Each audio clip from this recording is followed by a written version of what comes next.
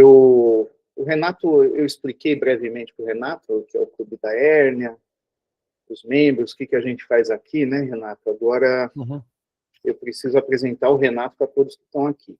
Então, eu vou apresentar você de forma um pouquinho diferente do habitual, já que a aula é para... Né? A aula não é habitual? É.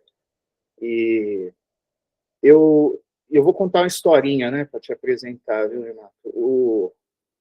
Eu fui trabalhar, há 15 anos que eu me meti nesse negócio de hérnia, e fui trabalhar com o Ricardo Abdala, e por intermédio do Ricardo Abdala, eu conheci o Renato, né? E eu tinha entrado para aquele mundo, imagina, em 2010, o Ricardo começando a colocar robô e você falando de show dice, né? E eu comecei a entender vocês dois muito amigos, e aquelas discussões, né, Renato? E é engraçado porque, assim, tanto você quanto o Ricardo, né, são duas mentes muito brilhantes, porém pensam de um modo diferente, né? E o modo como vocês conversavam, aquilo tudo me chamou muito a atenção.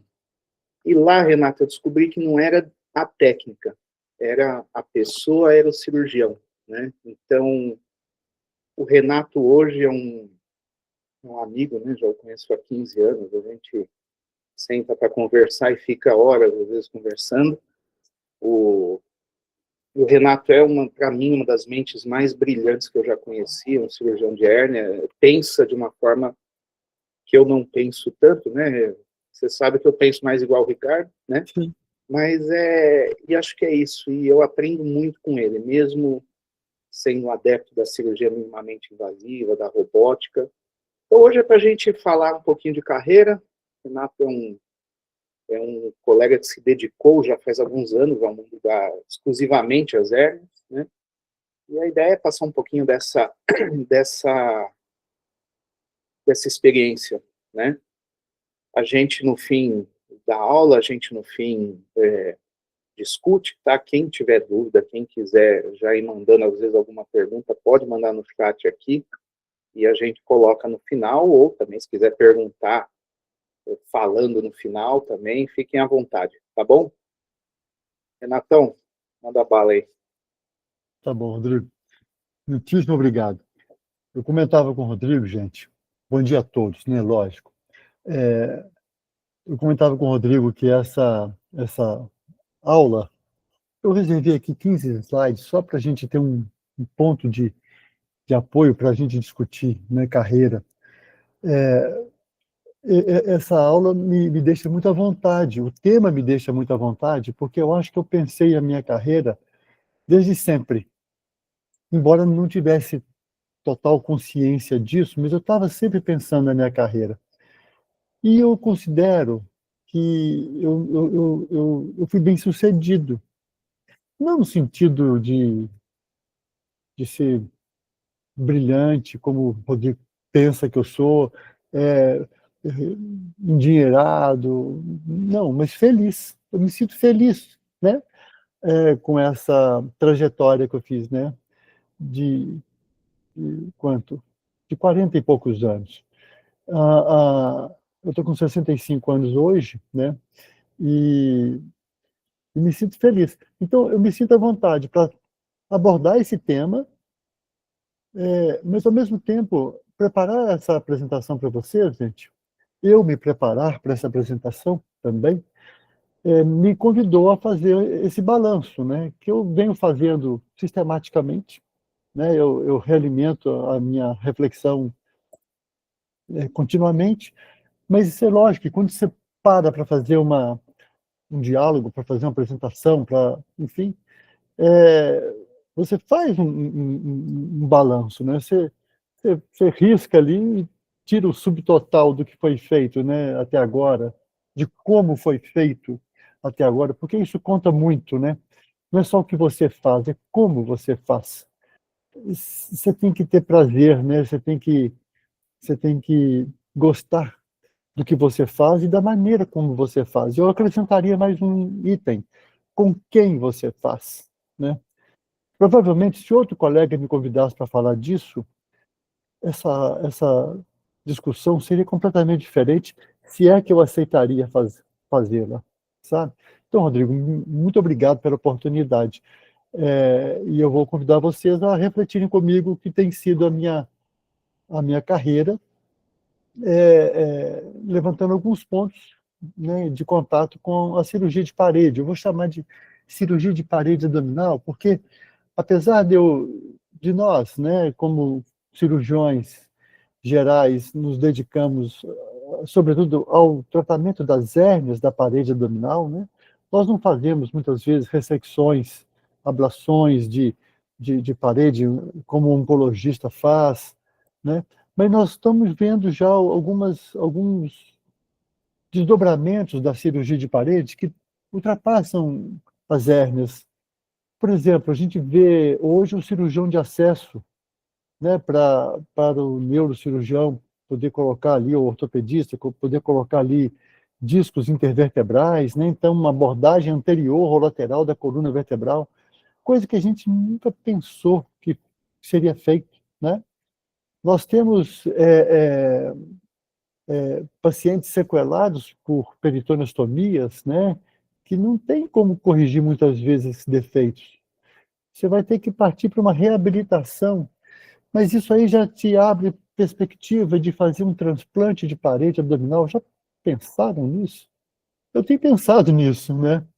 E, e outra coisa, nós estamos cada vez mais mergulhando na seara das células-tronco mesenquimais adultas.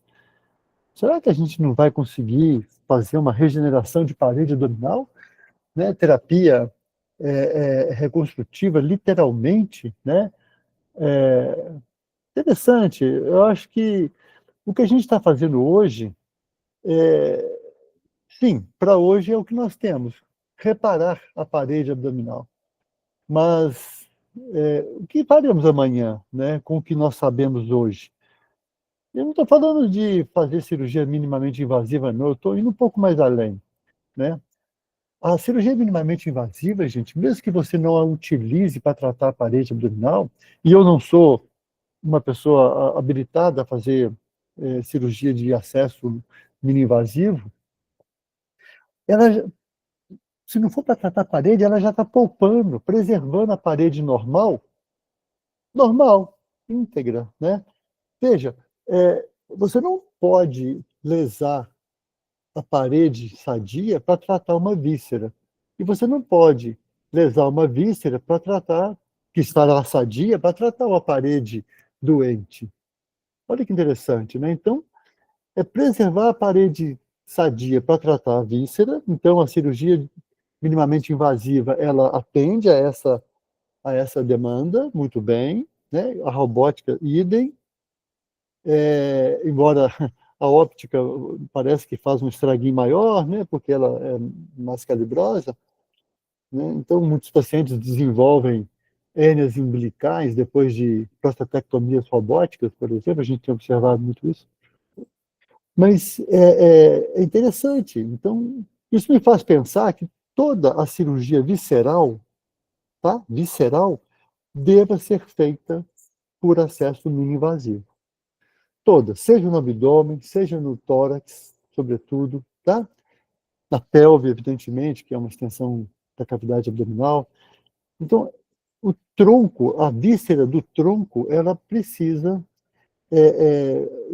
se basear quase que exclusivamente, se possível, das cirurgias videolaparoscópicas, videotoracoscópicas, né, ou robóticas, né? Enfim, eu acho que isso aí é mais para a gente talvez ampliar um pouquinho o nosso campo de visão. Mas voltando aqui ao tema da discussão, né, que nós vamos discutir um pouco de carreira, vamos lá. Eu coloquei aqui três etapas da minha vida em que eu desenvolvi o que eu sou hoje, né?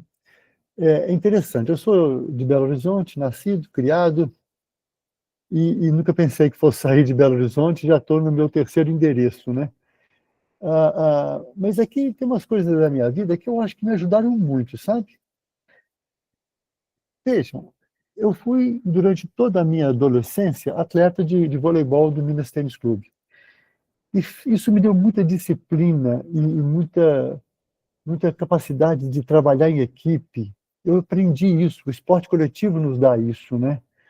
Então, isso foi fundamental na minha vida. Fundamental, não só na minha vida profissional, né? Mas na minha vida relacional, né? Veja, o Rodrigo tá rememorando aqui a diferença, né, de pensamentos entre eu e o Ricardo, e entre eu e o próprio Rodrigo, né, já que ele se alinha mais à visão profissional do Ricardo. E isso não impede que a gente seja amigo, que a gente discuta o mais que a gente possa, o quanto a gente queira, né? Eu costumo ver o Rodrigo dizer que essas conversas são conversas arbóreas. Quando você olha uma árvore no outono, ela não tem nenhuma folha, né? Só vê aqueles galhos apontados para cima ali, mas aquilo lá vai ramificando, ramificando. É como se fosse uma conversa que nunca acaba. E nunca acaba mesmo, não tem que acabar. Uma conversa não tem que acabar. Ela tem que começar, né? Mas não acabar jamais, jamais. Então, assim, a diferença não impede o diálogo, né? Não impede. Mas o fato de eu ter sido um atleta militante bem sério, fui da seleção mineira, nossa, eu era muito disciplinado e isso me ajudou muito, né, na vida profissional e na vida social também. Eu estudei numa faculdade pública, né, na Universidade Federal de Minas Gerais, fiz o meu treinamento nos moldes de uma residência médica em Belo Horizonte também, num serviço que me engrandeceu como pessoa e me forjou como cirurgião muito bem, né? E ao mesmo tempo, olha só, eu já vou tocar num tópico aqui, que é um concurso que eu fiz para ser médico da Secretaria de Estado da Saúde de Minas Gerais. Isso foi importante também, tá? Bom, de tudo isso, eu saí desse ambiente, né, colocando o trabalho em primeiro lugar. Eu já estava aprontado, não pronto, mas aprontado para ser cirurgião geral, e assim eu enfrentei a vida com muita força, né? Muita força. Bom, sem planejar, eu acabei, depois de algum tempo em Belo Horizonte, minha casa foi furtada, né? E eu me senti muito inseguro na cidade grande. Foi quando eu optei por ir para o interior. E foi uma experiência espetacular, espetacular. Ali, acho que eu acabei de me formar como cirurgião geral, né? E ali também aconteceu um fato muito interessante na minha vida. E eu lembro o dia em que eu pronunciei essa frase: o dinheiro na minha vida vai ficar em segundo lugar. Isso foi ouvido por um amigo, nós estávamos numa festinha lá em casa, eu comentei isso de voz alta, e esse amigo, que é um psicanalista, ouviu, e ele ficou muito impressionado com essa minha fala, né? O que significa, gente, colocar o dinheiro em segundo lugar? Isso não é falsa modéstia, isso não é nada. Isso só significa que, se você puser o dinheiro na sua vida profissional, seja qual for, em primeiro lugar, você vai ganhar muito dinheiro. Mas você vai deixar de fazer coisas que, por dinheiro, não valeria a pena fazer. E aí é quando você deixa de se endinheirar para se enriquecer, né? Essas são as palavras que eu gostaria de destacar aqui. Eu me sinto rico, embora não endinheirado. E olha que eu tenho ganhado muito dinheiro, mas eu tenho me enriquecido mais. Por exemplo, quando você vai operar um paciente do Sistema Único de Saúde, ou você vai fazer uma filantropia, né, qualquer. Gente, se você for ver, às vezes, o que você vai ganhar, né, monetariamente por aquele procedimento, você fala assim: puxa vida, não vale a pena. Não vai valer a pena. O trabalho, as horas que eu vou gastar aqui, né, as complicações que eu posso ter que enfrentar, uma possível judicialização, né, que a gente sempre fica atento. Mas a pessoa merece, o caso merece. Você quer fazer isso e você vai fazer isso. Você tem que fazer isso, porque isso vai te enriquecer, isso vai te tornar uma pessoa melhor, né? E a gente vai melhorando, né, como pessoa a cada ato. né? Então, assim, a gente não pode se privar disso por conta do dinheiro. Então, colocar o dinheiro em segundo lugar para mim foi fundamental, porque me deu possibilidade de fazer coisas que eu não faria pelo valor monetário que eu receberia. Agora, não se trata de colocar o dinheiro em terceiro lugar também, não, porque nós vamos viver da nossa profissão, nós vamos viver do nosso ofício, do nosso trabalho muita honra, né? É preciso pagar as contas, é preciso reinvestir na carreira, é preciso ter conforto, né? É preciso viver a vida boa. Temos que fazer isso. O dinheiro é uma, uma maneira de subsidiar isso, né? Nós temos a oferecer a nossa força de trabalho. Eu não tenho herança, eu não tenho posses, eu não tenho outro negócio que me renda dinheiro, eu vivo do trabalho que eu faço. Então, isso para mim é muito legal. Então, eu gostei muito de ter conseguido estabelecer esse lugar do dinheiro na minha vida profissional. Tá? Vamos lá. Enfim, é, eu fiz um tanto de coisa enquanto estive em Alfenas, a partir de Alfenas, né? Mas não fiz tudo em Alfenas. Por exemplo, a pós-graduação. Eu fiz um mestrado na Escola Paulista de Medicina, foi quando eu comecei a me interessar de maneira mais profissional com a pesquisa, né? Fiz o doutorado em Belo Horizonte novamente, com o professor Alcino Lázaro da Silva, na Faculdade de Medicina onde me formei.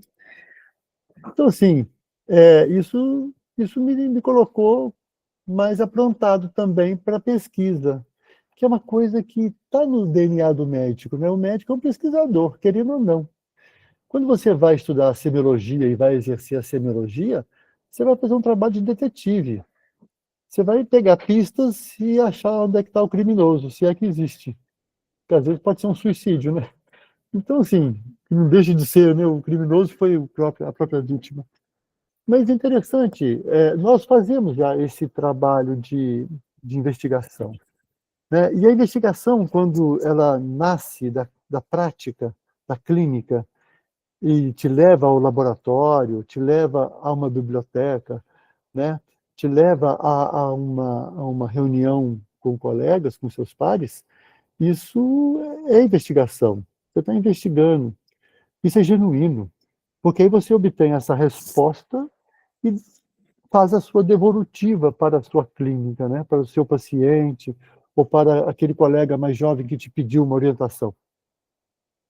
Esse trabalho é atávico, eu acho, ao médico, né?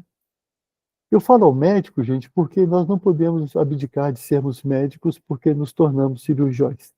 E não podemos abdicar de sermos cirurgiões porque nos tornamos especialistas numa cirurgia qualquer, tá? Então, tudo é um crescendo, né?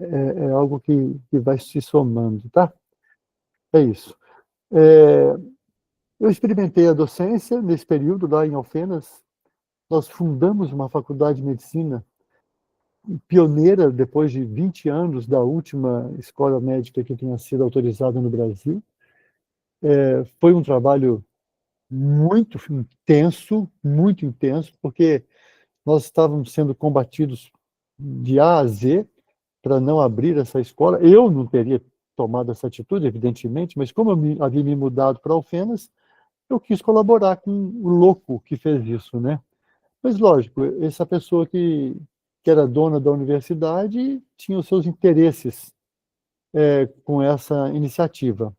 A minha pretensão não era enriquecer como ele enriqueceu ou endinheirou. A minha pretensão era ensinar medicina. Então, trabalhamos na anatomia humana, trabalhamos na técnica operatória, implantamos tudo isso, implantamos a clínica cirúrgica, e eu acabei divergindo da chefia e saí porque os interesses estavam realmente muito díspares, né? Mas, enfim, foi uma experiência muito interessante. Em seguida, eu fui professor substituto numa escola federal de lá. Lá em Alfenas existem duas universidades, essa particular e aquela particular e essa federal também, sabe? Mas eu lecionei histologia e patologia geral e eu gosto muito de microscopia, né, gente? Então, isso para mim é também uma coisa que me dá muito prazer, que eu vou retomar agora, inclusive. Ali, ali também, em Alfenas, olha que loucura, uma cidade de 70 mil habitantes, né? Eu tomei uma decisão. Eu, eu quis passar a me dedicar a tratar pacientes com hérnias. E era um mercado de trabalho, né, vocês hão de convir, que pequeno, né? 70 mil habitantes. Mas interessante, quando você decide fazer uma coisa, você dá valor àquilo e importância àquilo, consequentemente. Você vai e faz. E você acaba, evidentemente, se diferenciando, né? Desde que você tenha um substrato teórico bom, que fundamente as tuas decisões, a tua prática dali, né? Você tem uma concentração de casos, porque as pessoas começam a te procurar porque você está fazendo repetidamente mais esses atendimentos, e os colegas passam também a reconhecer isso, e esses são os últimos a reconhecer, né? Mas quando você demonstra consistência naquilo que você está fazendo e respeito pelos colegas, sem querer papar a clientela daquilo que você quer fazer dos outros colegas, tem nada disso, né? Isso é um equívoco. É, Você vai se tornando uma referência, né? E isso vai gerando casuística para você. E é interessante isso. E mais uma vez, aqui o dinheiro não estava em primeiro lugar. Muitas pessoas me perguntavam, mas você consegue sobreviver operando só hérnia? Aí eu consigo, né? Eu consigo. Agora, é óbvio que eu jogo toda a minha cirurgia geral no tratamento das hérnias. Como eu disse, eu não vou abdicar de ser médico ou cirurgião geral porque estou dedicado, né, a tratar pacientes com problemas de hérnias de parede abdominal. Mas isso foi em 96. Isso foi em 96, já vão fazer 30 anos, parece, ano que vem, né? É, e, e, assim, isso me levou a estudar muito. Não havia cursos na época, né? Foi um autodidatismo, mas, lógico, a gente, como cirurgião geral, estuda hérnias, né? Tratamento de hérnias. É só uma questão de aprofundar nisso, né? E visitar serviços, né? Foi quando eu visitei 2 serviços. Um foi o Hospital Shoedice, no Canadá, um lugar longe, difícil, caro, né? Mas valeu a pena para tirar as dúvidas. E eu vi que o que eu tinha aprendido em Belo Horizonte sobre a técnica de Shoedice, né, onde se fazia muito, estava errado, não estava obedecendo os princípios da técnica. Lá, essa visita lá realmente foi muito útil nesse sentido. Embora eu não faça, né, a técnica de Shoedice para hernia inguinal exatamente como os canadenses fazem, né? Mas eu acho que eu consigo obedecer os princípios da técnica e consigo, acho que, reproduzir os resultados, né, que eu tenho medido. E visitei uma outra clínica em Nova Jersey, que já nem existe mais, mas me mostrou o que é. O Hospital Shoedice é um hospital. Essa clínica, chamada Hernia Center, do Ira Hutchkoff, e do Alan Robbins, me mostraram o que é uma clínica independente de um hospital para tratamento de hérnias. É interessante, e isso me levou a construir uma clínica de hérnia nesses moldes lá em Alfenas, sabe? Então eu me aventurei a fazer isso e percebi, né, nesse período em que a clínica esteve aberta, que eu não era um empresário, eu não tenho vocação para ser empresário, ainda mais empresário médico. Eu vendi a clínica e continuei trabalhando em hospital, ainda que em caráter ambulatorial das cirurgias, muitas vezes, mas não necessariamente. Mas é uma proposta interessante, mas não é para mim, não é para mim. Eu sou médico, né? Então acho que eu trabalho melhor como médico do que como empresário. Então foi uma experiência interessante, muito rica, mas teve início e fim. E lá em Alfenas também, eu comecei a fazer bienais, simpósios bienais sobre hérnias, né? E foi quando eu tive a oportunidade de convidar muitos colegas de Minas, de outros estados, sobretudo de São Paulo, né, para colaborar nesses simpósios, que eram sensacionais. E assim, como todo simpósio, ele tem que ser regado a bebida e a comida, né, pelo menos no final, como os gregos faziam, né? Então nós tínhamos uma confraternização na minha casa que era ótima, né? Ali era um momento de aproximação entre palestrantes e pessoas que tinham frequentado. Era muito bacana, eram eventos muito legais, né? E ao final desse período, praticamente, eu consegui escrever. Junto com o Ricardo Abdala, nós organizamos a primeira edição de um livro, né, que reunia o assunto Hermes. Não era o único do Brasil, não foi o primeiro, mas foi a nossa contribuição, a nossa visão do assunto para esses colegas que quisessem, né? Enfim, um livro. Eu plantei uma árvore também, viu, gente? E tenho um filho, então acho que estou pronto. Mas esse livro me arrebatou. Enfim, em 2009, eu tive uma encruzilhada, né? Porque eu tive essa oportunidade de vir para Goiânia. Por quê? Porque alguns médicos vieram para Alfenas operar de hérnia comigo, basicamente dois, e depois eu passei a ir a Goiânia operar médicos. Vir a Goiânia, né? Estou falando daqui. E engraçado, a minha clientela de médicos aqui era primeiro única e depois passou a ser majoritária em relação a outros profissionais, né? Enfim, mas isso me fez vir para Goiânia. Em 2009 eu me mudei para cá. Me mudei para cá, fiz concurso, já tinha feito mestrado e doutorado, fiz concurso para a Universidade Federal de Goiás, onde me tornei professor de técnica operatória, e isso foi muito importante também na minha carreira. Então, aqui eu quero juntar o meu concurso para médico da Secretaria de Saúde de Minas com o fato de eu ser professor de uma instituição federal de ensino superior. Esses dois elementos me favoreceram aposentar pelo regime próprio. Gente, isso é interessante, porque o que eu quero dizer com isso? Eu tive na minha vida a tática de ter um trabalho que me rendesse um salário básico com o qual eu poderia me sustentar e a minha família, mesmo não sendo muito, né?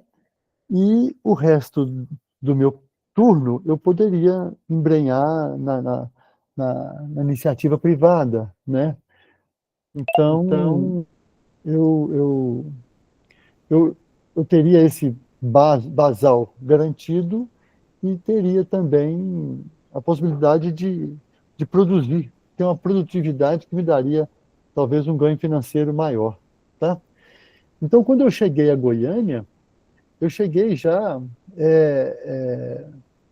um pouco mais tranquilo, porque aí eu já sabia que eu tinha que trabalhar, mesmo tendo sido convidado a vir para cá, né, de certa forma, então isso me coloca entrando pela porta da frente, e com a noção clara do que seria o dinheiro da minha vida, então eu consegui agora associar essas duas coisas, né, de maneira muito harmoniosa.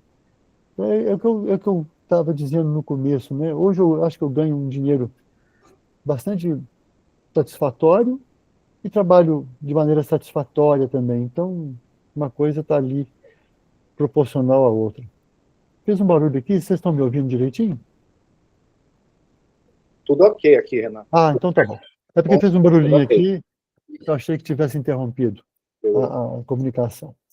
Então, outra coisa que aconteceu aqui em Goiânia é que eu tive a oportunidade de coordenar em tempos diferentes ou até simultâneos, mas eu trabalhava nos dois lugares, Santa Casa de Misericórdia de Goiânia e Hospital Geral de Goiânia, né?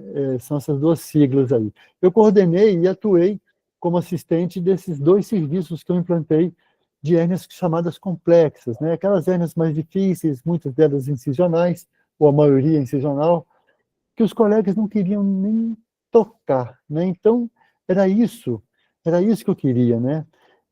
Poder ajudar esses pacientes que não vislumbravam possibilidade de tratamento, né? E eu poderia também ajudar os colegas que não queriam se haver com esses casos, né? Que não compensariam para eles ou eles não gostariam de conduzir. Então, por aí eu consegui conquistar um lugar, né? Também de referência, não nas hérnias primárias, que quem encaminha a hérnia primária é o próprio paciente que já foi operado, né? Ou então um clínico, enfim. Mas o cirurgião não encaminha a hérnia primária para você, né? Ele vai encaminhar a bucha. Então eu pude contemplar essa demanda e eu mantive um trabalho interessante nesses dois lugares.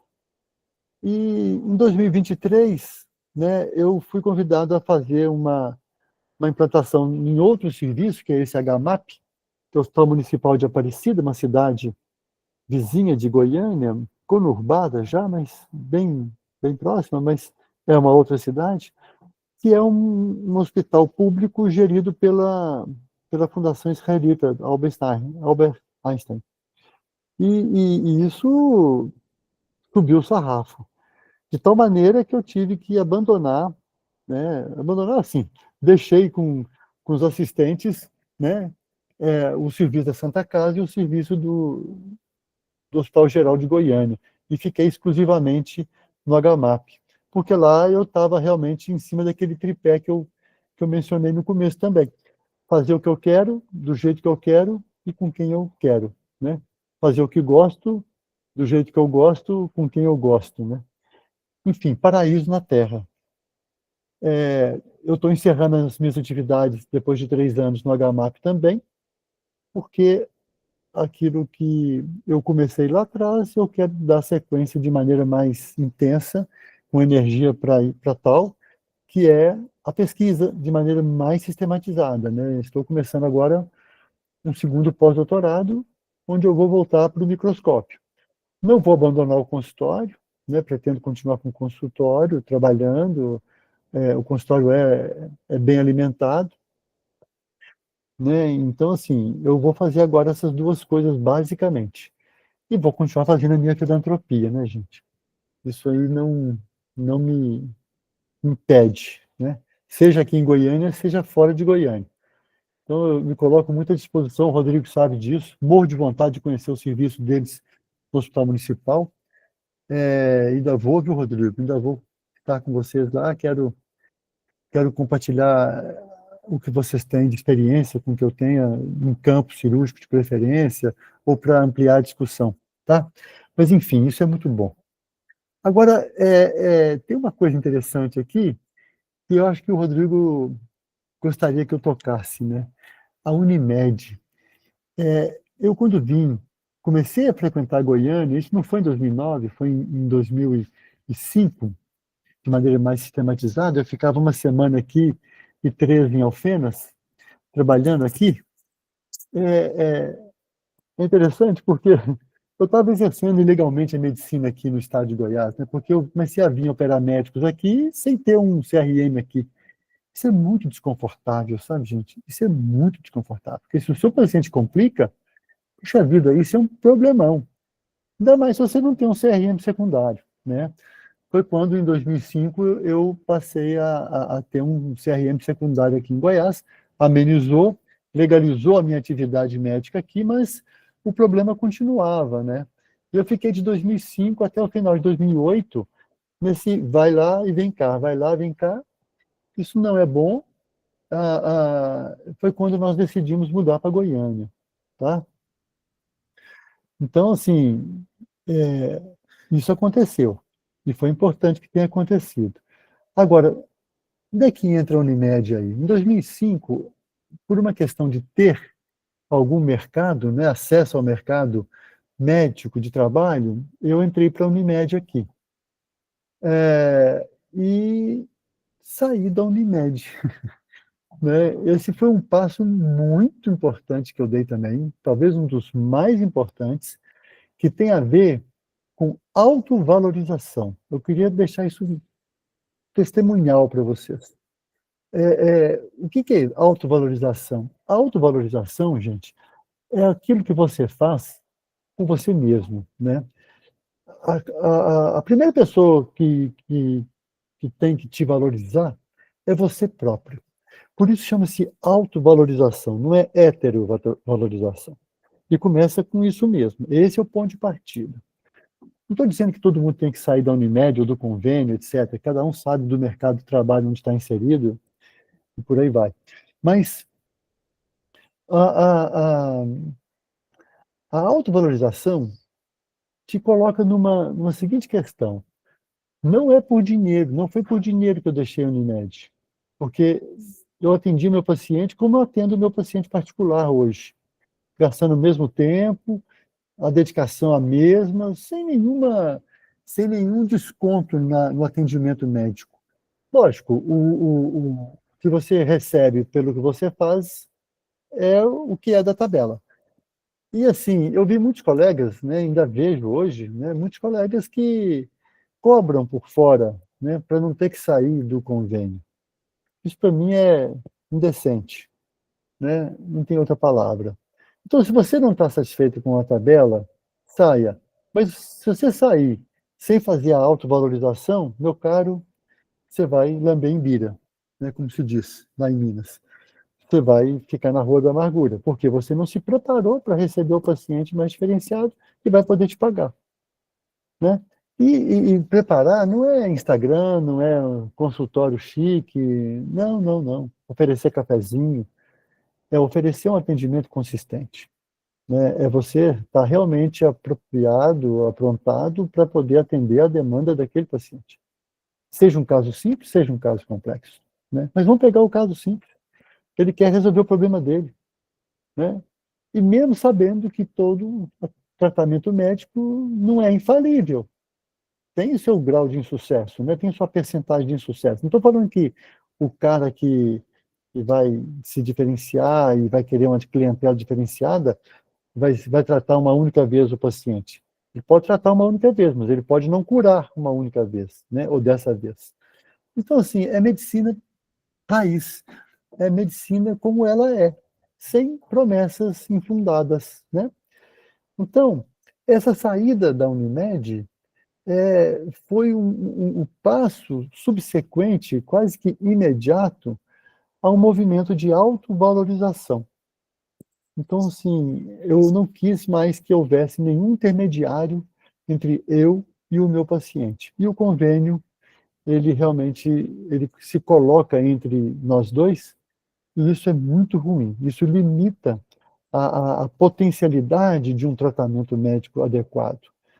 É engraçado, essas pessoas falam assim, mas você continuou trabalhando e continuou trabalhando pelo SUS, né? Mas o SUS me dá liberdade de ação.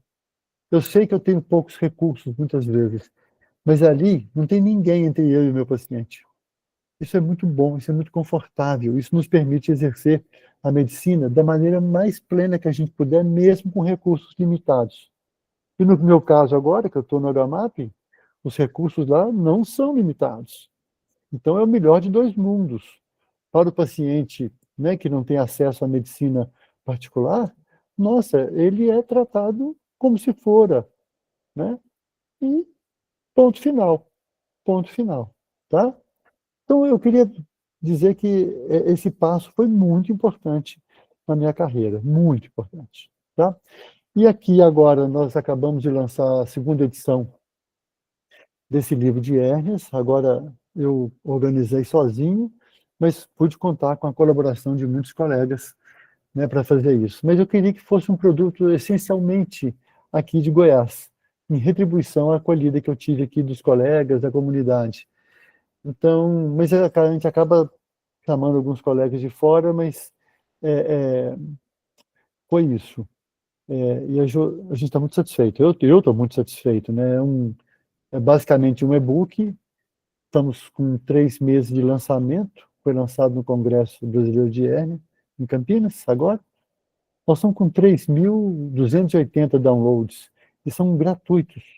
Não precisa ter pirataria, sabe, gente? Eu fiz questão de que esse livro ficasse disponível para todos os colegas, como uma, um trabalho que eu quis fazer dessa forma.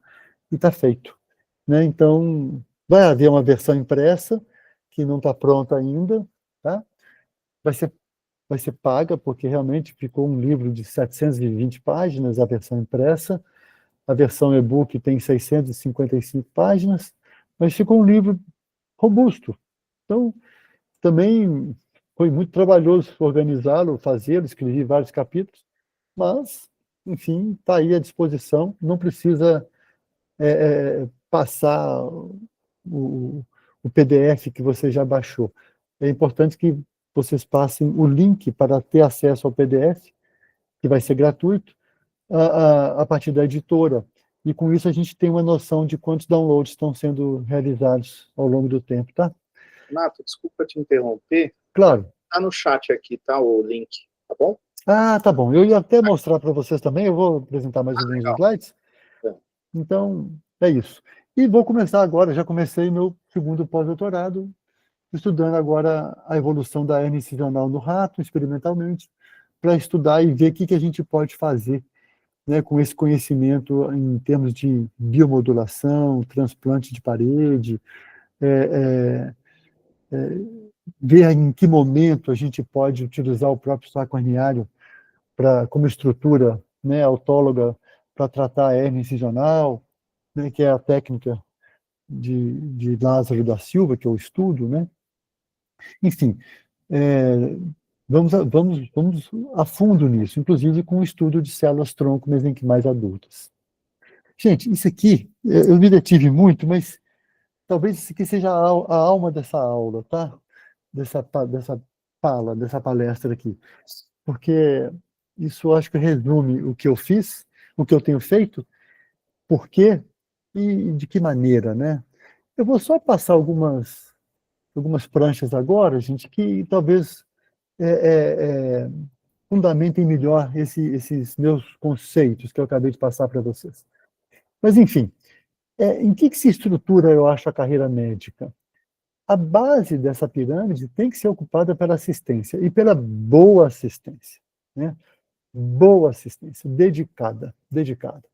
Em segundo lugar, eu acredito que a gente deva se dedicar também à questão da pesquisa. E pesquisa, gente, não é ir, como eu disse, não é ir para o laboratório.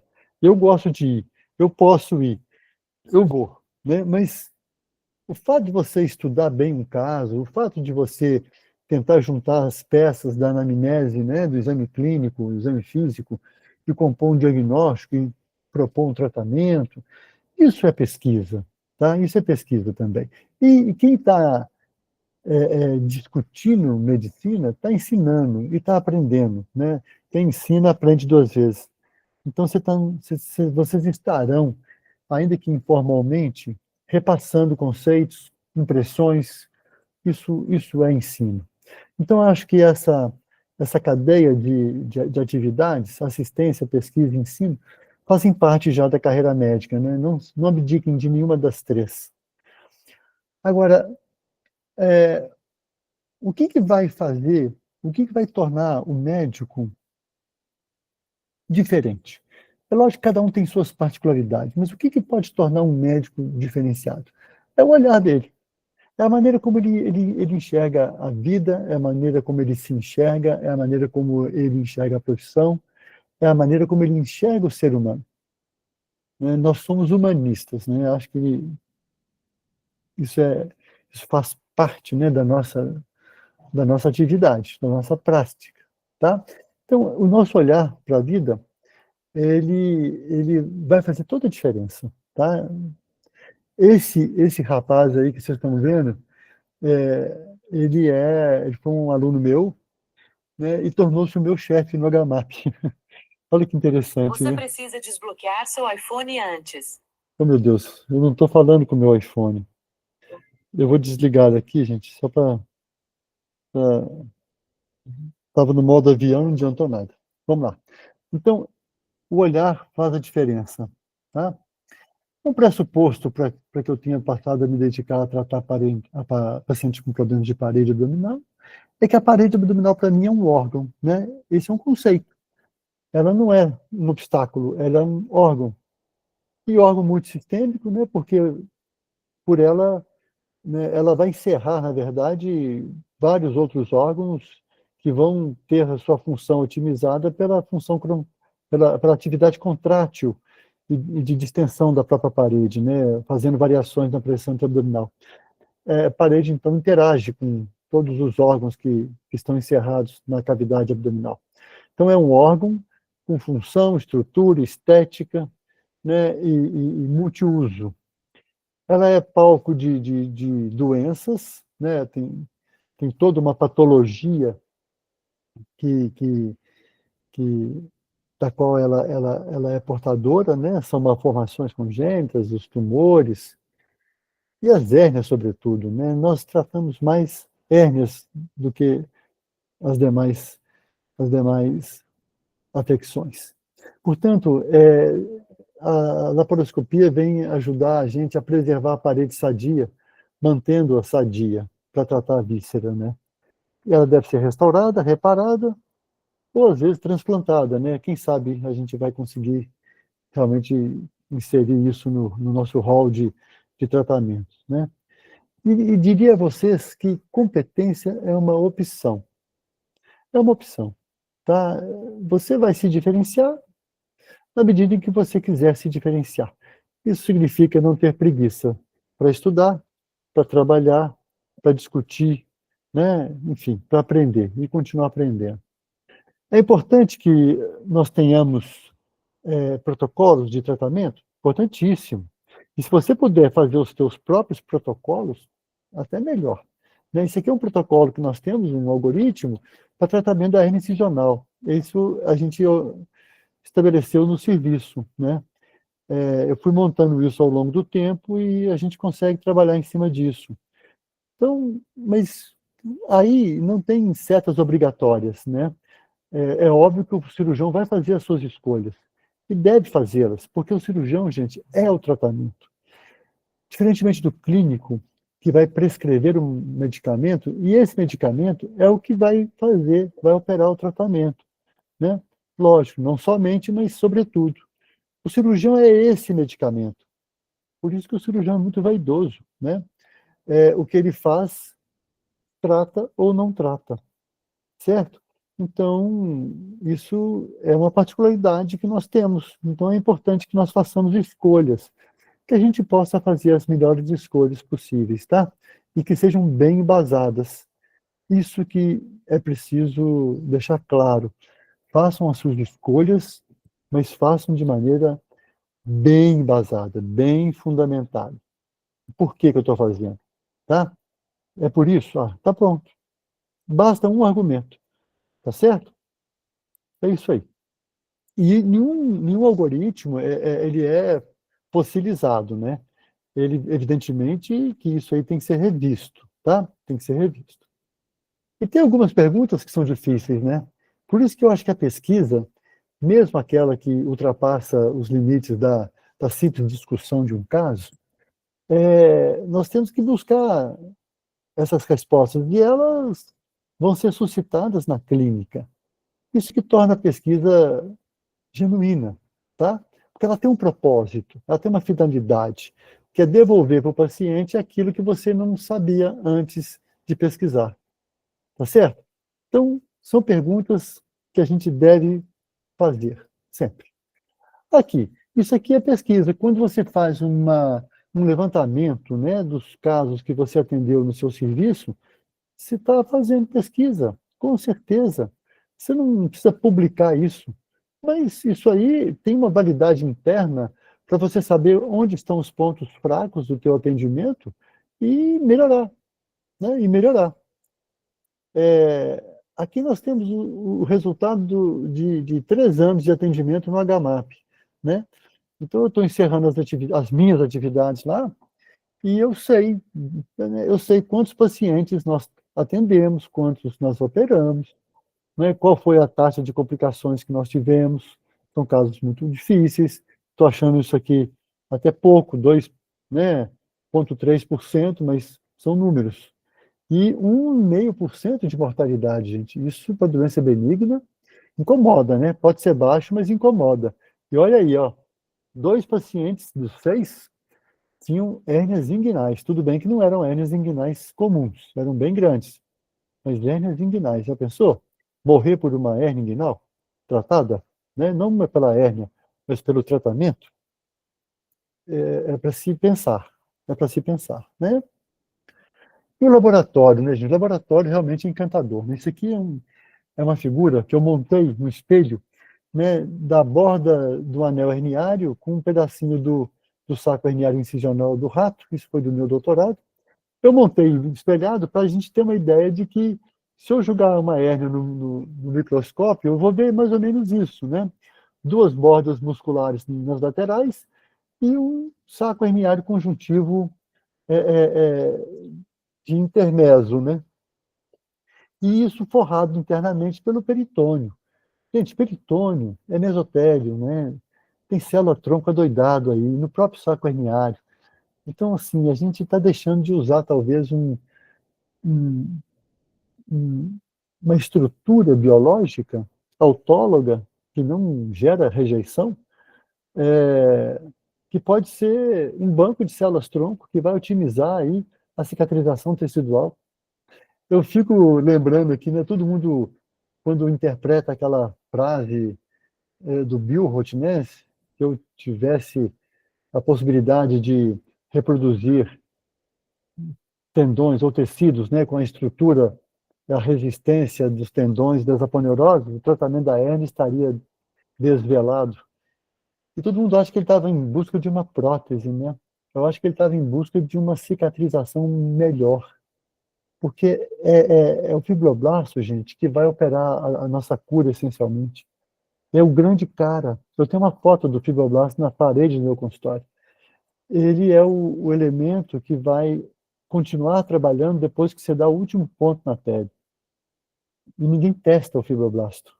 Nós fazemos testes pré-operatórios de hemoglobina, né, de hematócrito, de função hepática, de coagulação sanguínea, né, tempo de sangria, tempo de coagulação.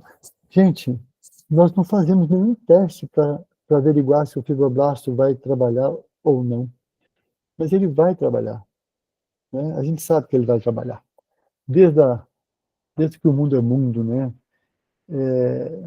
Nós sempre cicatrizamos as nossas feridas, né? Quando não morremos, cicatrizamos.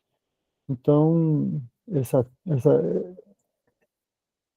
essa possibilidade de trabalhar a restauração anatômica do corpo humano, ela é muito bem-vinda. Ela é muito bem-vinda. Sempre foi, né?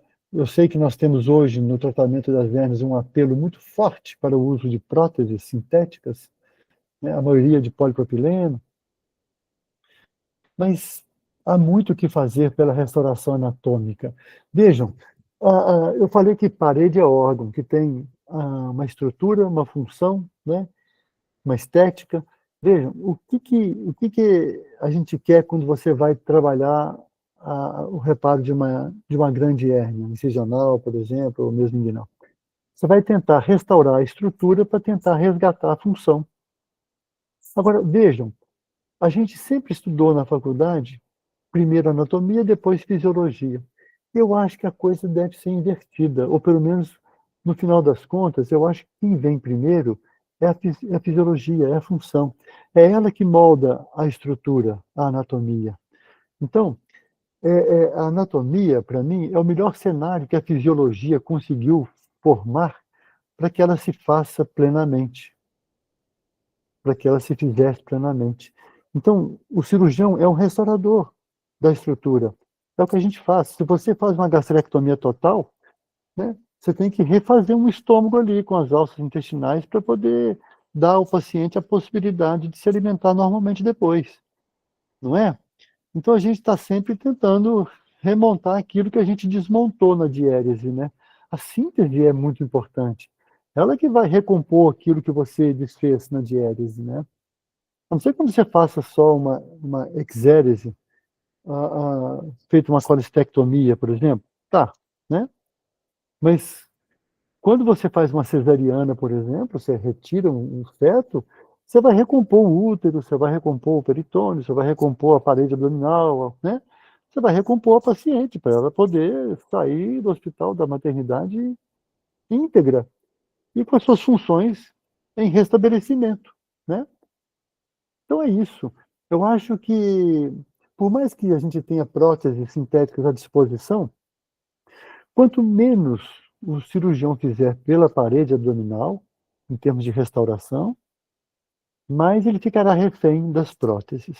Essa é uma frase que eu repito muito. E nenhum refém está no comando. Entende?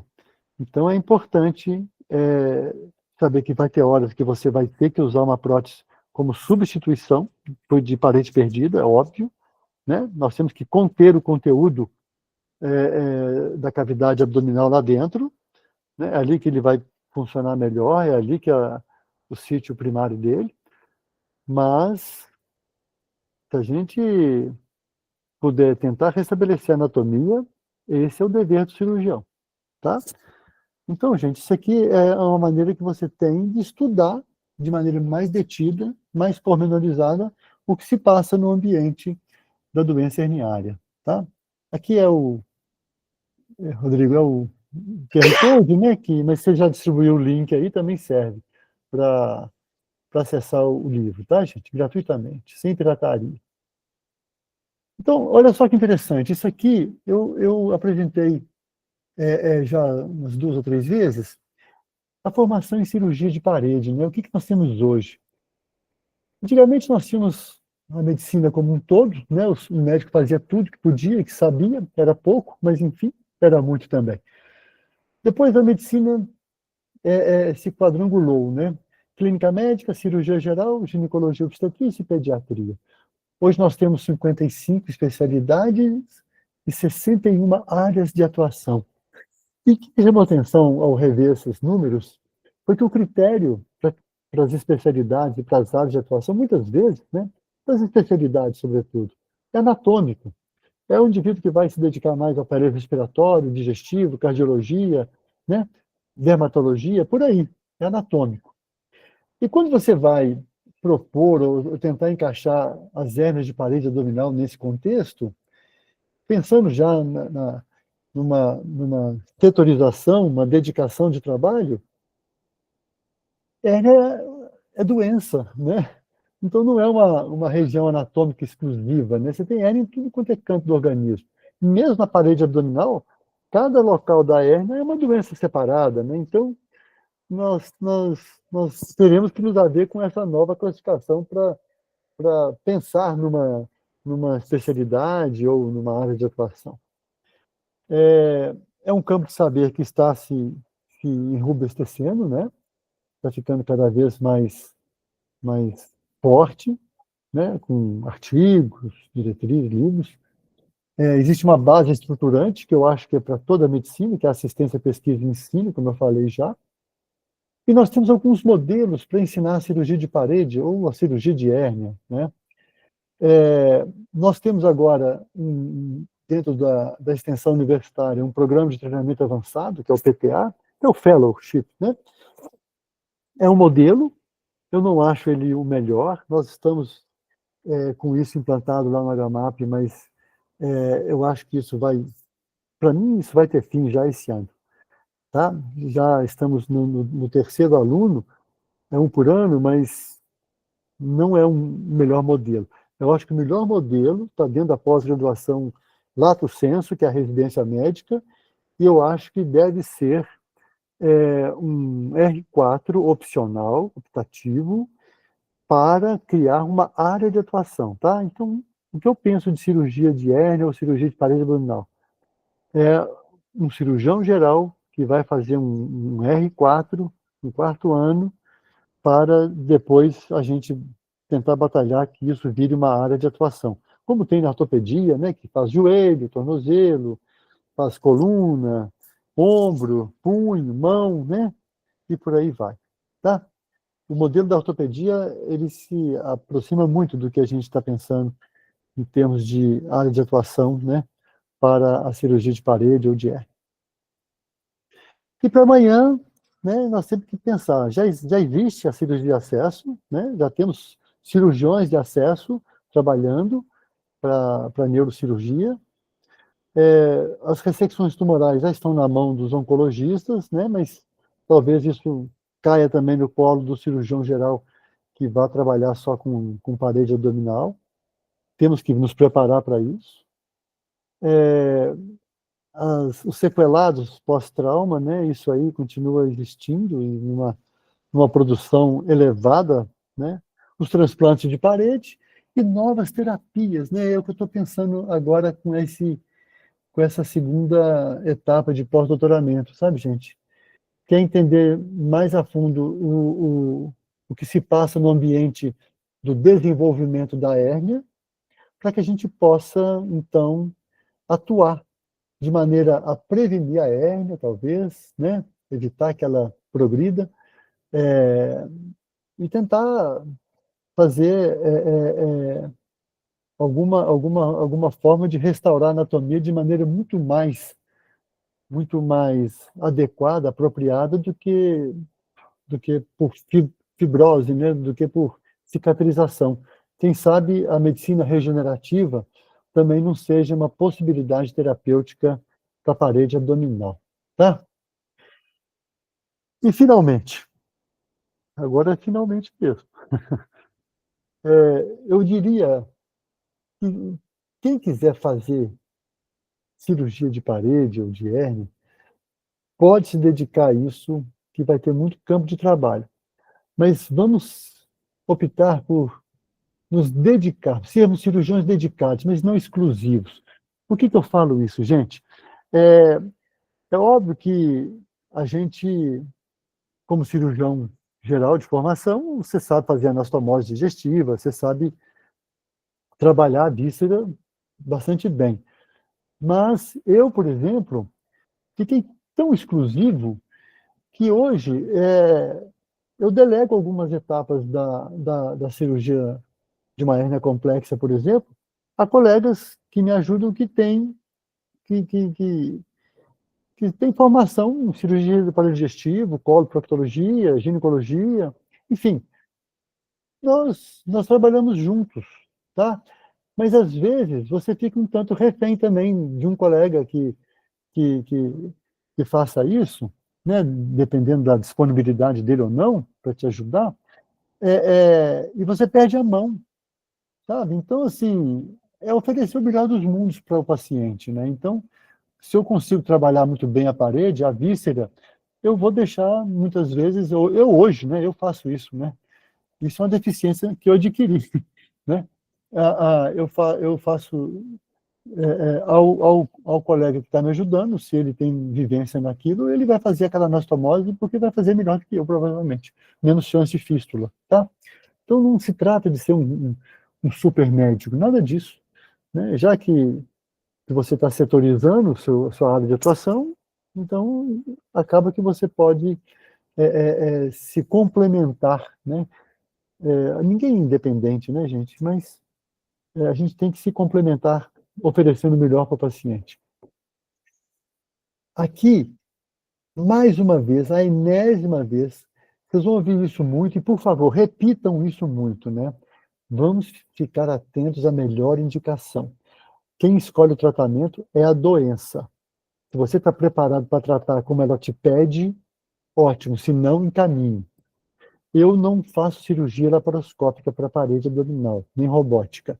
Eu encaminho quando eu vejo que aquilo é a melhor indicação para tratar aquele paciente em pauta. Então, essa história que eu estou cansado de ouvir em congresso, o cirurgião de hérnia tem que dominar várias técnicas. Mentira, mentira. E até porque o cirurgião faz escolhas. Os cirurgiões, gente, que gostam mais de laparoscopia, vão tentar operar seus pacientes o mais possível por laparoscopia ou robótica. É óbvio. É como ele vai fazer melhor. Tá certo? Então, respeitem a si, respeitem os colegas e sem esquecer da autovalorização e da heterovalorização, né? Vamos valorizar os colegas que fazem alguma coisa melhor do que a gente. Eles estão aí à vontade. Dose terapêutica. Isso significa a proporcionalidade do tratamento cirúrgico, tá? Dose terapêutica para medicamento, normalmente, né? Mas, vejam, às vezes a gente vai ter que fazer um balanço, né? Entre o que você propõe e o que você consegue executar, ou conseguiu executar. E não tem problema nenhum em você escalonar um tratamento cirúrgico, né? Em medicina, isso é uma tática bastante comum, né? E lembrar que ganhar de 1-0, isso é vitória.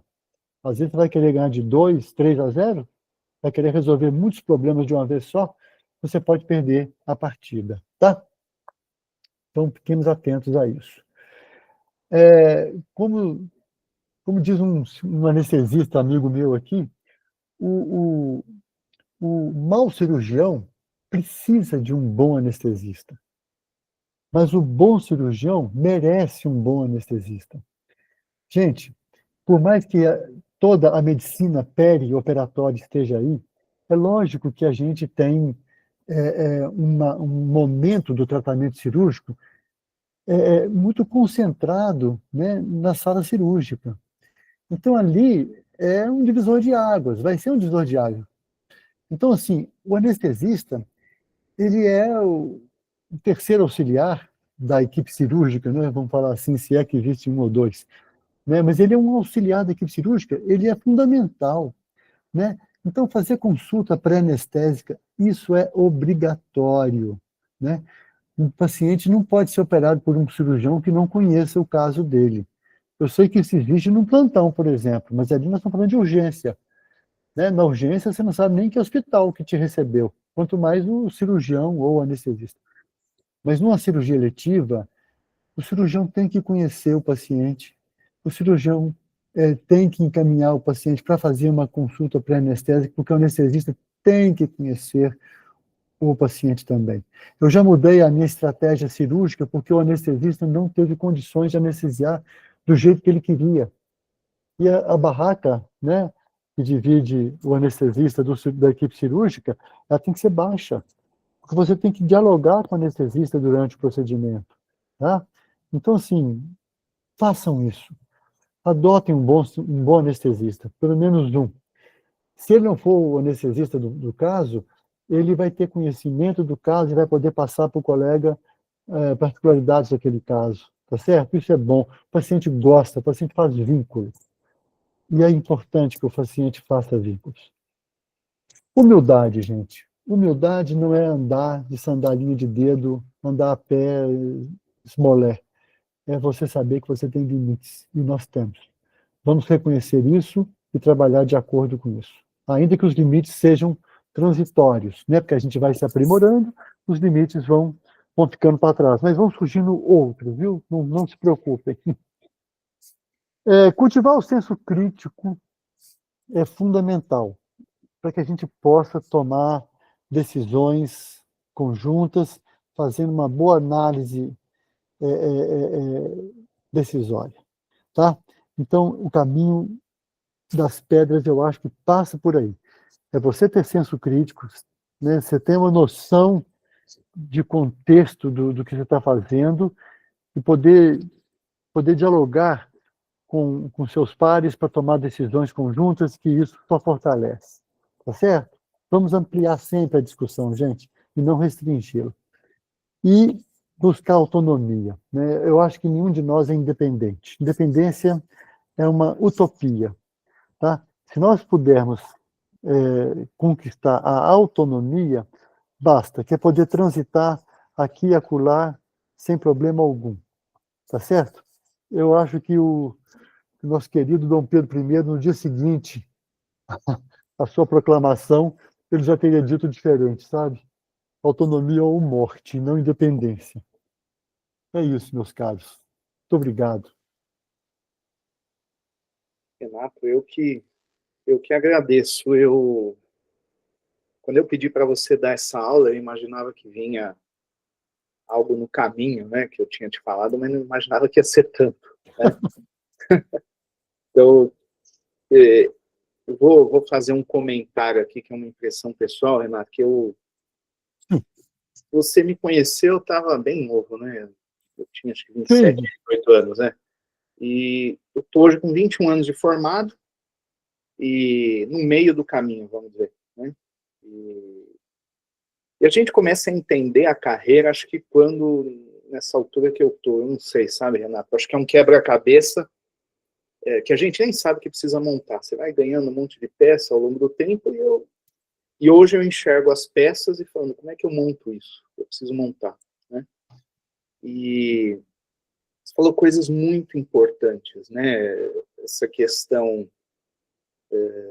da saída da Unimed, né? Eu acho que, espera aí, eu estou preparado para isso? Né? Todo mundo, a gente tem vários colegas aqui, ó, tá todo mundo de touca, tem gente trabalhando, né?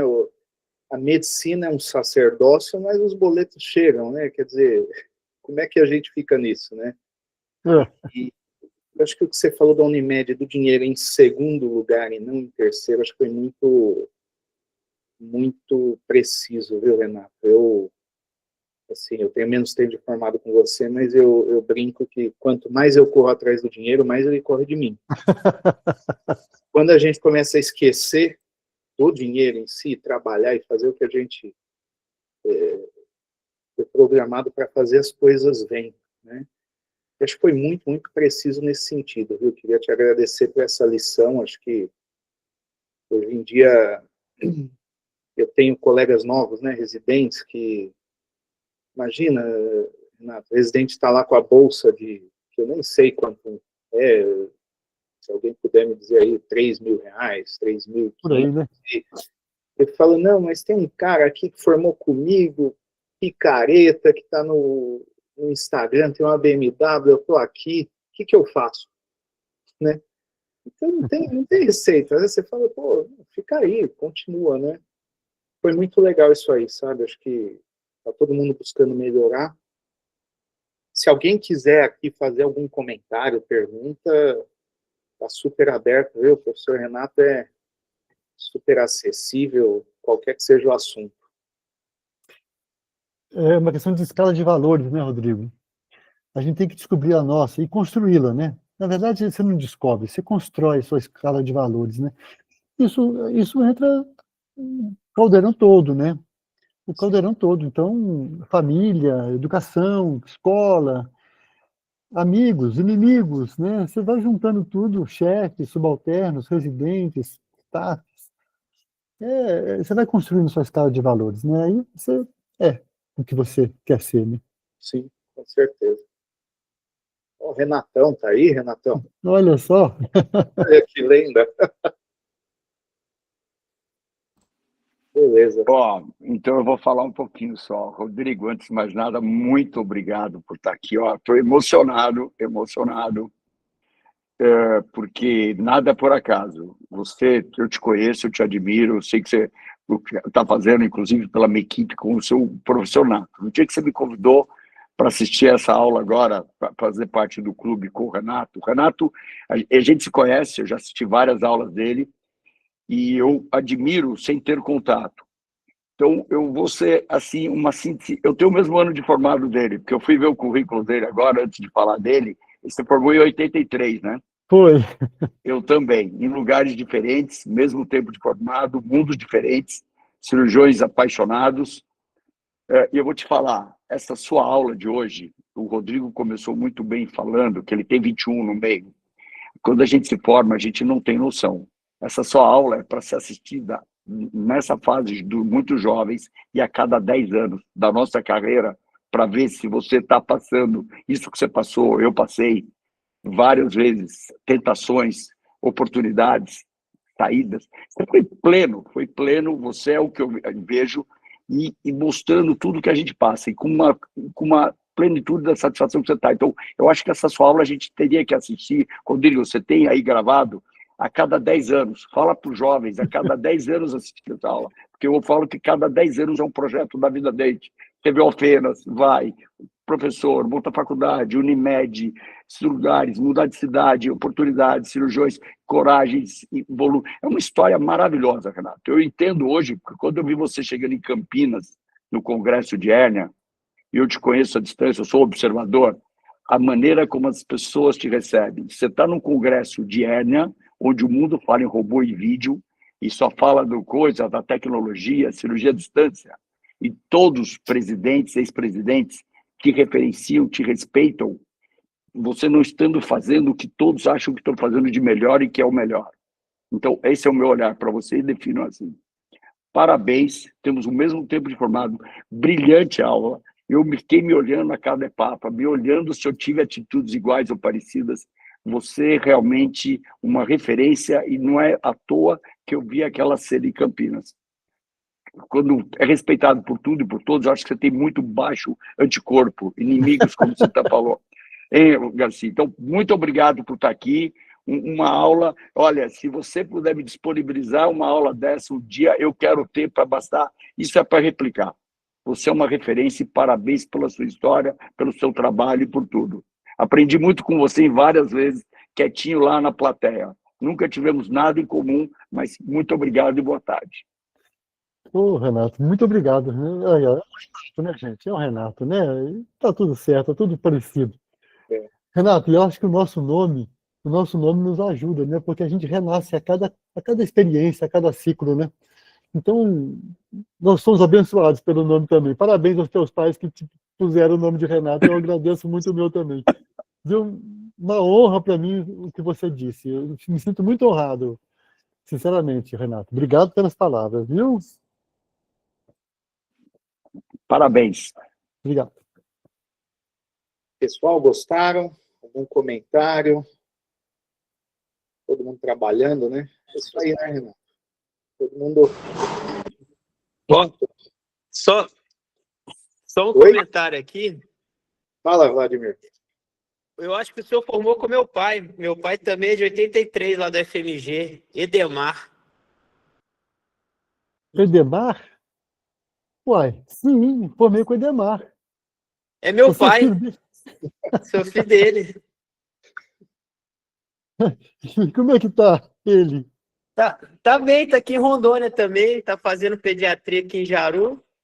Olha, E aí eu tô aqui em Buritis, formei na Federal do Rio Grande, fiz residência na Santa Casa e tô aqui. Aí estamos aqui no SUS, né? Mas também estamos tentando se aventurar aqui na hérnia por vídeo, conheci o Rodrigo, e estamos aí nesse. E agora estou apaixonado de novo por hérnia. Fui no mutirão de hérnias que teve em Porto Velho, da SBH, e aí veio com fogo no peito. Eu estou estudando hérnia, desde que eu saí de lá, não parei, estou vendo miopectine, me deu vontade de fazer tudo de novo. Foi muito gostoso. Você tem o resto da vida para fazer isso, viu? Verdade. Faz direitinho, né, Xará? Faz direitinho. Parabéns. Dê um abraço no Demar que eu mandei, viu? Oh, vou mandar com certeza. Muito obrigado, doutor. Que isso. Pessoal, bom, acho que o sábado de manhã foi bom, né, Renato? Pra passar o fim de semana pensando, né? Eu estou aqui ainda emocionado com o que o meu xará comentou aí também, viu, gente? Agora, um filho de um colega, pelo amor de Deus. É. Muito bom, gente. Eu gostei muito de ter tido essa oportunidade, como eu falei. É uma hora, mais um momento de reflexão, né? De análise crítica, para uma tomada de decisão conjunta, né? A gente está sempre realimentando. A gente está sempre fechando e abrindo ciclos, né? Só que eu acho que numa espiral. Você está sempre num nível talvez um pouco mais alto, mas que tem desafios maiores para enfrentar também, né? Vamos enfrentar, nós somos vivos, né? Ninguém aqui está morto. Então, é seguir. E fazendo reflexões, façam, né? Eu acho que a gente tem que exercitar isso. Renato, deixa eu só comentar mais um pouquinho o que você falou aí. Eu fui professor, né? Quando você é professor, você não sabe quando é que o que você ensinou vai fazer efeito no aluno. Se vai ser imediatamente, se vai ser é, é, daí uma hora, daí uma semana, um mês, um ano, ou nunca. Né? Você não sabe quando é que o aluno vai assimilar aquilo que você quis ensinar. Por mais que haja, né, que tenha um livro para ele se referir e tal, mas estou pensando aqui na aula, né, na docência. Desculpa. É, é, e quando a gente fala, a gente não tem ideia de quem esteja assistindo, ouvindo você. Daí a responsabilidade que eu acho que a gente tem quando você é chamado para falar em público, sabe, Renato? É muito sério isso, porque você está lidando com colegas, com pessoas que estão ali, muitas delas pagaram para estar ali, né? Pagaram uma passagem de avião, pagaram uma hospedagem, pagaram uma inscrição, né? Você está ali se aprimorando, ou tentando se aprimorar, você está ali em aula particular, né? Eu, quando vou em congresso, eu sento na primeira cadeira, não é porque eu vou falar, não, porque eu quero ficar perto para fazer perguntas, porque eu tenho que tirar minhas dúvidas, né? Então, eu vou contar um casinho, viu, Rodrigo? Me dê mais 5 minutos. Não, não, imagina. O Renato me provocou, agora não tem jeito aí, né? Eu fui, durante um curto período, de 1 ou 2 anos, eu fui o que se chama de speaker da Eticom, né? Da Eticom. Sem dúvida alguma, isso dá muita visibilidade para quem, né, está nesse lugar, porque, sem dúvida, eles ajudam, quando não impõem, o rol de pessoas que vão falar no congresso. Né? Os congressos, a gente sabe que hoje em dia não é por notório saber, muitas vezes é porque alguém comprou aquele espaço, né, direto ou indiretamente, para que aquela pessoa falasse. Isso é verdade, gente, isso é verdade. Bom, então vamos lá. E eu falei muito durante essa fase, eu fui em muitos congressos também, e fui em alguns lugares do Brasil para fazer pequenos cursos, etc. Né? Enfim, eu não me arrependo dessa época, porque eu acho que eu fui muito inteiro ali. E eu sinto que eu não enganei ninguém. Eu falei o que eu pensava, mesmo que eu estivesse ali promovendo um produto deles, né? Mas eu não faria jamais isso novamente, sabe, gente? Porque eu não me sentiria dentro do meu papel de médico, de professor, né? Mesmo que aposentado, para fazer esse tipo de divulgação de produtos. Eu não sou um vendedor de produtos, né? Eu sou um vendedor de assistência médica, assim que eu me coloco. Portanto, eu só posso trabalhar, né, ou para um colega que me pede ajuda, se eu posso ajudar, eu vou, com muito prazer, ou para um paciente, né, que também me pede ajuda, né, e eu vou lá trabalhar por ele. Fora isso, meus caros, isso aí é comércio, né? Então é negócio, então não me tange. Mas enfim, mas o que aconteceu nesse período? Eu sempre gostei e me aproximei muito da produção teórica de um grupo alemão lá de Aachen, que era o grupo do professor Volker Schumpelik. E eu tive na Alemanha uma vez para frequentar um curso que esses professores de Aachen fizeram, e eu adorei, né? Lógico, imagina você beber água da fonte, né? Isso é muito bom. É igual quando eu fui para o Canadá. Eu bebi água da fonte. Paguei caro por isso, mas meu dinheiro é para isso, né? É para gastar comigo, sobretudo. Pois bem, e o Schumpelik viria em São Paulo, no Congresso Brasileiro, do Colégio Brasileiro de Cirurgiões, fazer uma palestra sobre hérnia incisional, uma palestra internacional, né? Opa, eu fui ao congresso lá em São Paulo. Foi em São Paulo? Foi em São Paulo. No Anhembi, né? Anhembi, em São Paulo.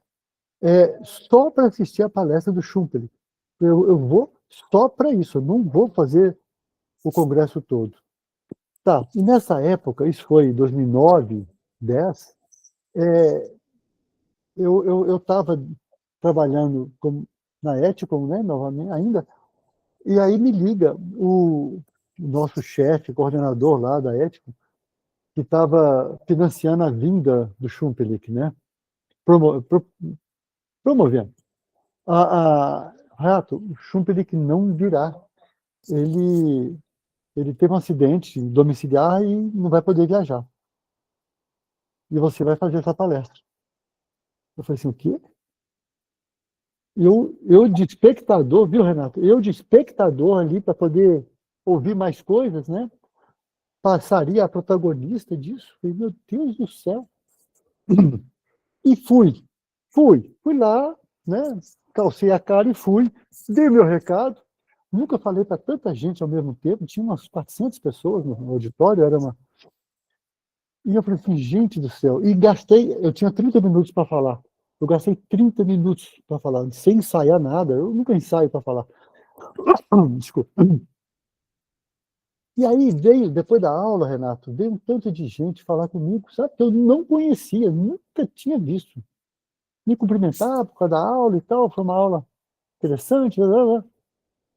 Aí que caiu a minha ficha, sabe, Renato? Aí comecei a tomar a decisão, a levantar o espírito crítico e tomar a decisão de sair desse lugar. Por quê? Eu percebi que eu tinha grande responsabilidade naquilo que eu estava falando. Grande responsabilidade. Né? Então, eu não poderia jamais banalizar o meu discurso. O que eu falasse ia ser ouvido por alguém que ia ler isso, ouvir isso, ia decidir com base naquilo que eu tinha falado, etc. E nisso eu tomei a liberdade de comentar com um colega da Bahia, um amigo da Bahia, e ele é um acadêmico, basicamente um acadêmico.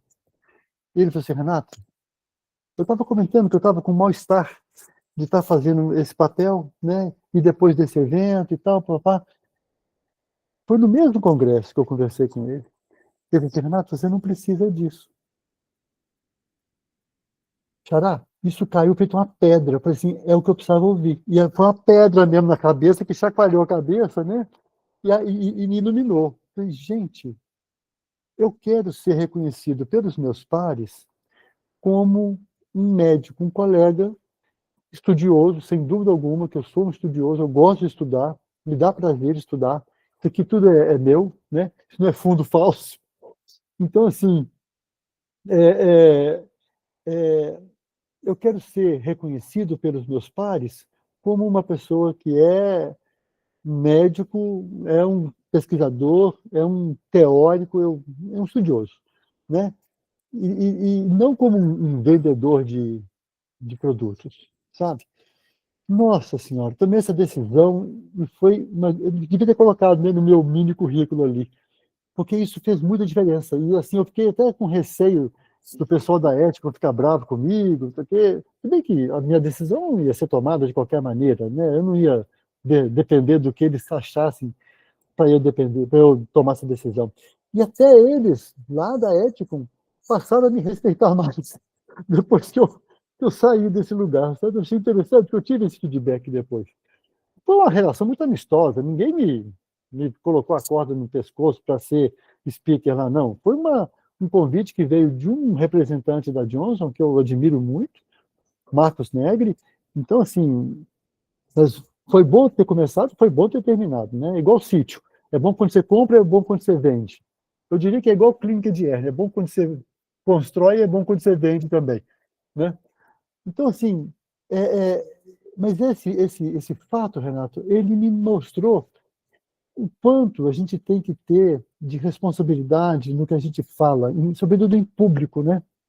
E o médico é muito ouvido, né? A gente está sempre sendo observado pela sociedade, então nós temos que ter muito cuidado com o que a gente fala, então a gente tem que se preparar muito para falar, né? E é o que eu tento fazer, sabe, Renato? Me preparar para falar, porque ali eu vou ser ouvido, né? Criticado, elogiado, não interessa, eu vou ser ouvido. Então a gente tem que ter muita consciência, né, para assumir esse lugar de fala, né, que está uma palavra da moda, né? Esse lugar de fala, ele exige muita responsabilidade. Portanto, meu caro, muito obrigado pelo teu anonimato atento. É isso aí. Olha, você definiu o que eles chamavam que a gente fala que é compliance. E você pôs isso várias vezes e exaltou o máximo de todos para os jovens. Parabéns. Mais uma vez, obrigado, Rodrigo. Muito obrigado. E parabéns, Renato. Que oportunidade. Eu que agradeço, Xará. Muito bom. Pessoal, isso aí, no sábado de manhã tá bom, hein? Né? Tem gente que, hoje em dia, esse tipo de informação se vende por dinheiro muito caro, viu, Renato? E não tem... Olha só. E não tem o que pague isso aí, né, na verdade. Tá? É uma mensagem que eu queria que você passasse a sua mensagem, né, porque você é uma pessoa que eu admiro e sempre tem... Sabe que nós estamos no Brasil, um país gigantesco, os locais são muito diferentes, mas acho que serve como fio condutor aí para todo mundo pega alguma coisa aqui para seguir, né? E queria te agradecer demais, viu, Renato? O apoio aqui, a aula, agradecer a todos que estão aqui, né? Não é muita gente, mas com certeza foi uma plateia muito qualificada e espero que a gente tenha proporcionado para vocês uma informação legal aí, né? Então, se alguém tiver algum comentário, alguma pergunta pode fazer. Temos alguns convidados aqui, quem quiser depois, manda mensagem, a gente se fala, eu mandei mensagem direto, alguns entraram pelo celular que está com a Fernanda aqui, que ajuda a gente, é só mandar mensagem que eu entro em contato aí com todo mundo na semana. Tá bom? Beleza? Vamos lá. Vamos lá. Obrigado a todos, viu? Mais uma vez. Um abração, gente. Muito obrigado. Um abraço, viu? Tchau, Xará. Rodrigo, obrigado pela oportunidade, mais uma vez. Eu que agradeço.